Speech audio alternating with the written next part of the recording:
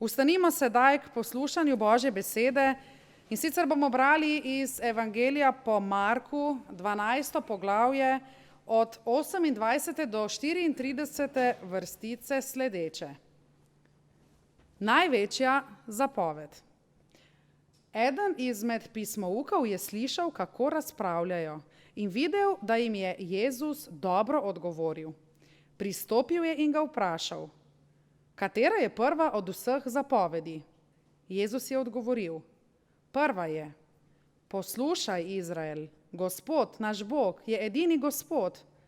Ljubi Gospoda svojega Boga iz vsega srca, iz vse duše, z vsem mišljenjem in z vso močjo. Druga pa je tale: ljubi svojega bližnjega kakor samega sebe. Večja od teh dveh ni nobena druga zapoved. Pismouk mu je rekel: dobro, učitelj, resnico si povedal. On je edini in ni drugega razen njega.